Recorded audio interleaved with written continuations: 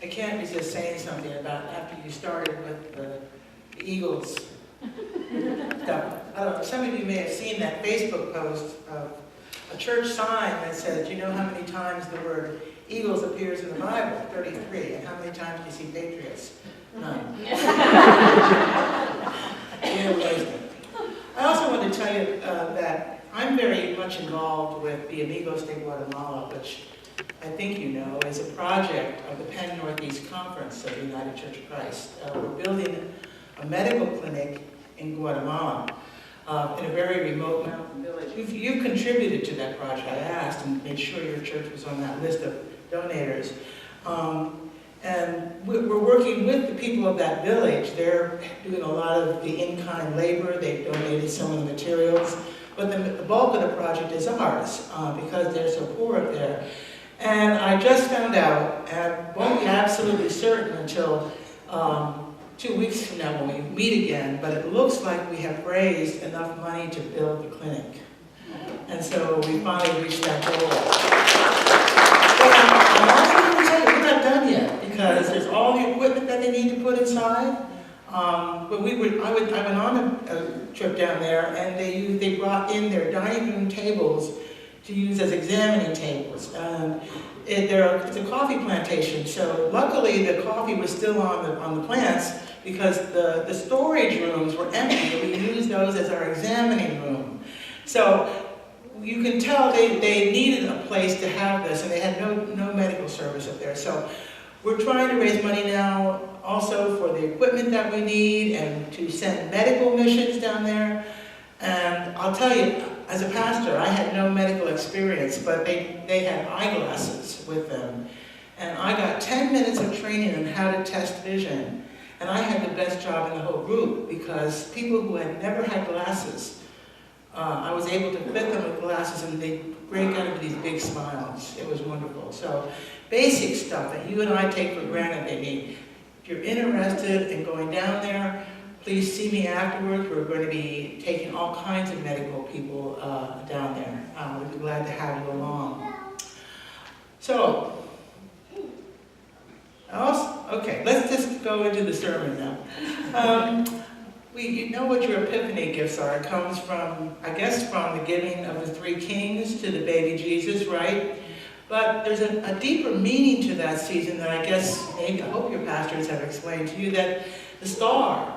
And why those kings were important, because they came from a country which was originally Babylonia, which is Persia.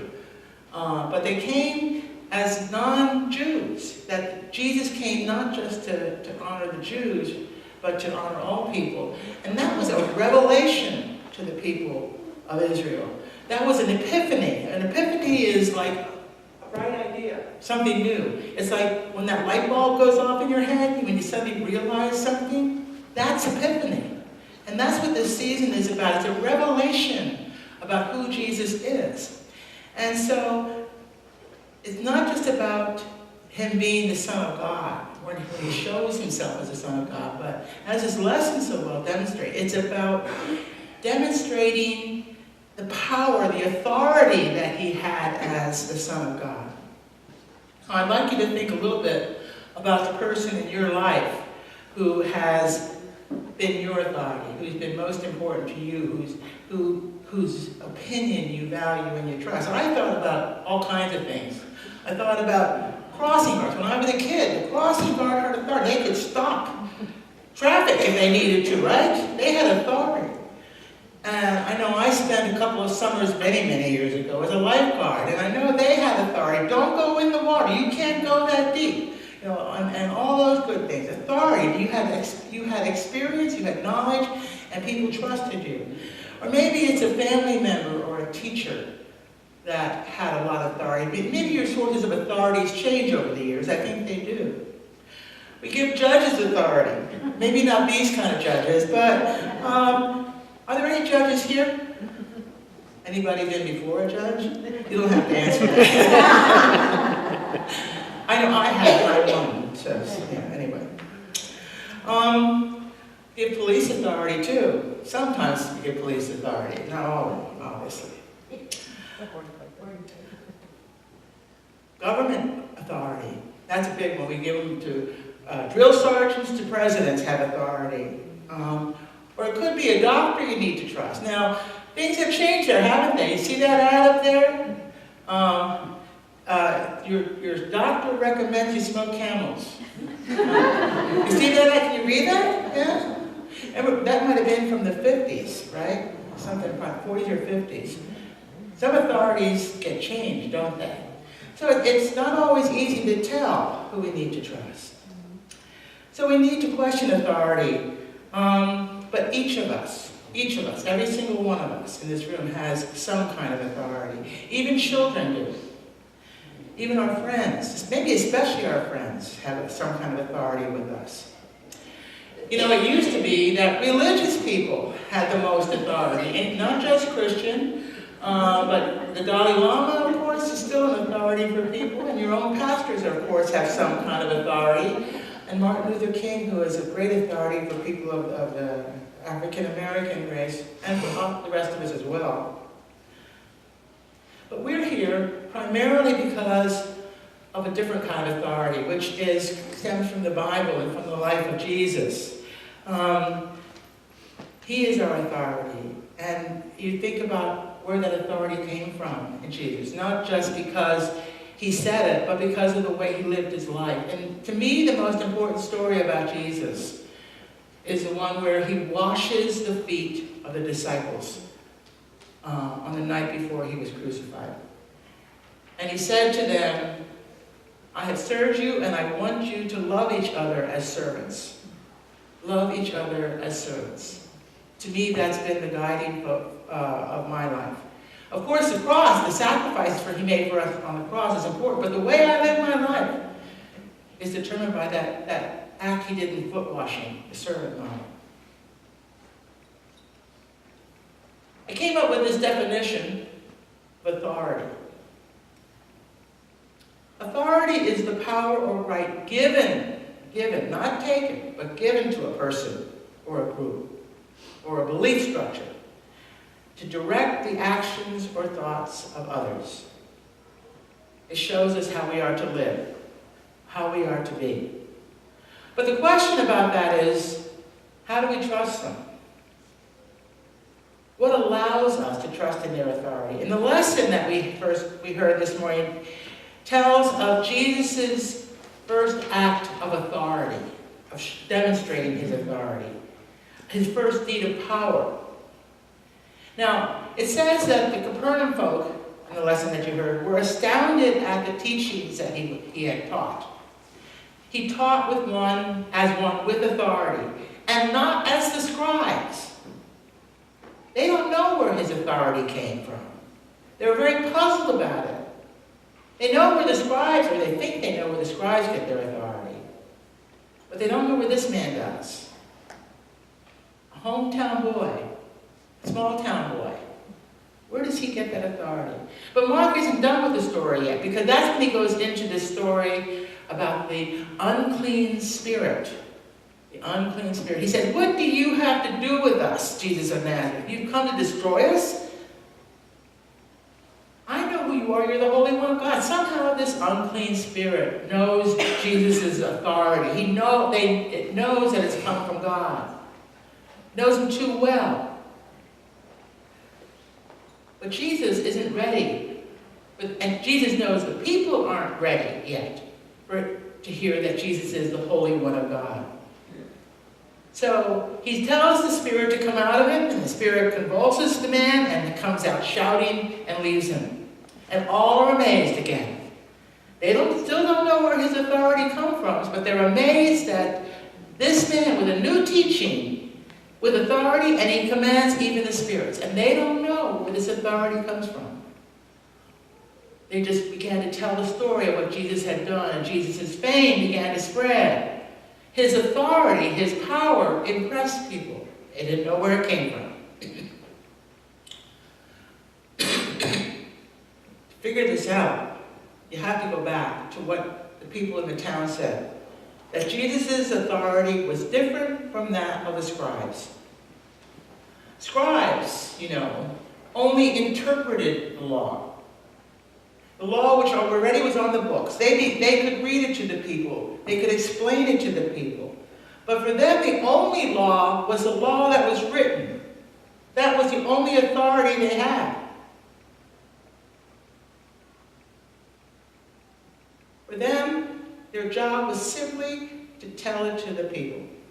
It's like what pastors do. Our authority comes from what we read, from what we learn from our textbooks. But for Jesus was doing a brand new thing.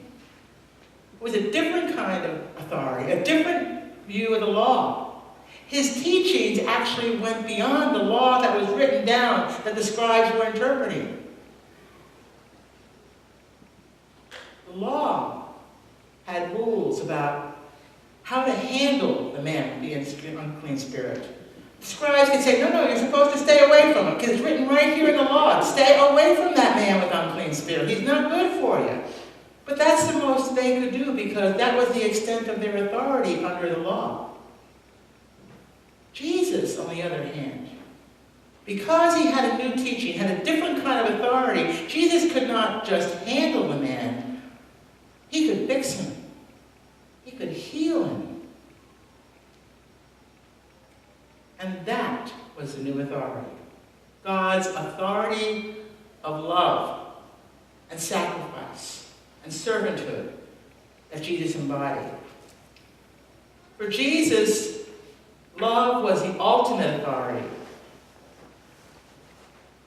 I don't know if any of you read the Still Speaking devotional, which is a daily email devotional sent out by the United Church of Christ. They're wonderful, and it's written by a wonderful group of clergy in the United Church of Christ. And a couple of weeks ago, or maybe it was last week, Ken Samuels, who was one of the best writers for me, I love him, wrote about an experience he had when he was summoned to court.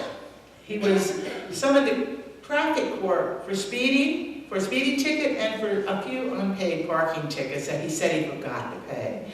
But he had never been to court before. He was not sure what to expect when he got there.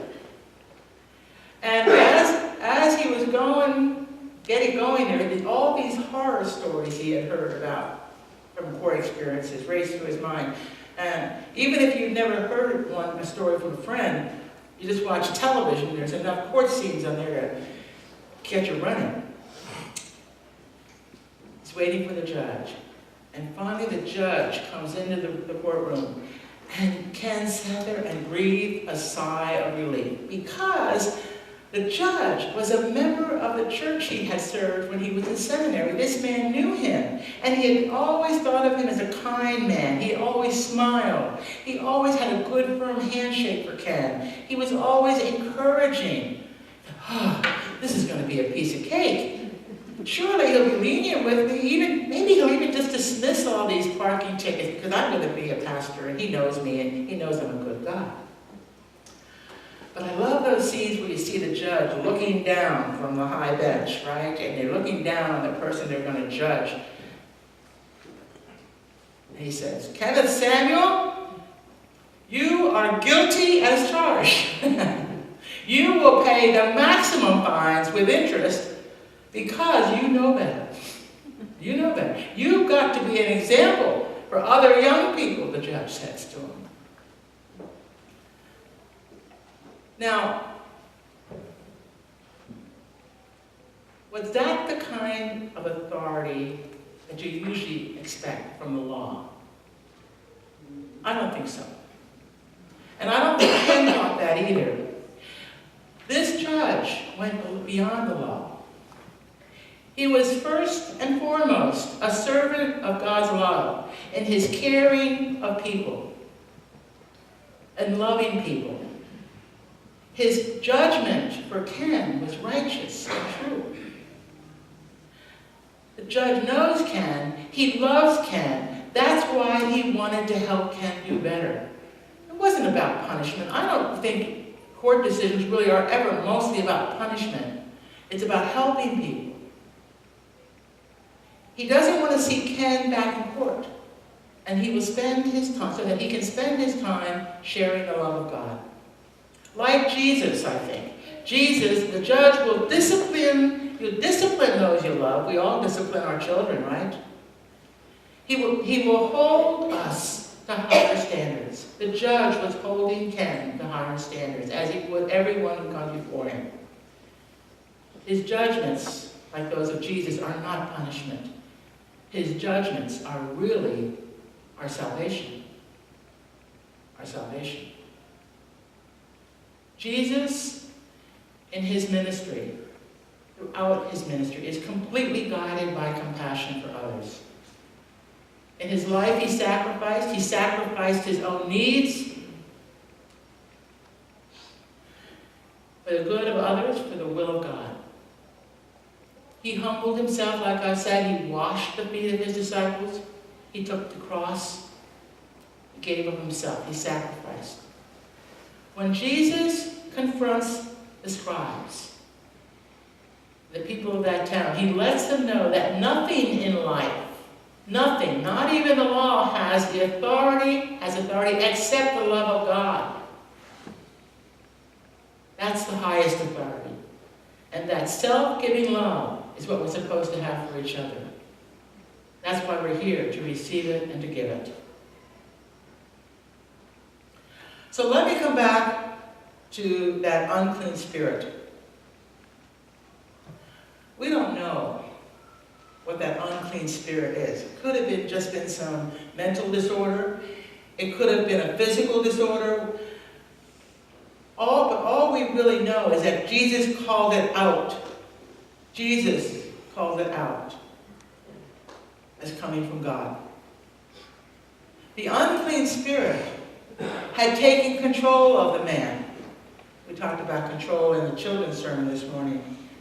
Had taken control of the man, which is just the opposite. I mean, you said Jesus wants to control our lives, but Jesus wants us to turn our lives over to Jesus so that we're set free. Jesus knew that the unclean spirit had taken control of the man, had told him what to do, it limited him. But Jesus wanted to set him free. God's power through Christ, or through each other, through that love, is what sets us free from what would control us. We hear about addictions. Oh, those are very controlling, aren't they? We know what can control our lives. Love releases us from those things that, like, not just addictions, but fear and guilt and despair and burden. Some of the songs that we sang this morning deal with that as well. How those things were set free from those things. So you already know that, don't you? You know what the ultimate authority is. So let the love of God give you always, and let the love of God always be your authority. And that's when you can be the message that you have God's love to share. Be the love of God. Isn't that your authority?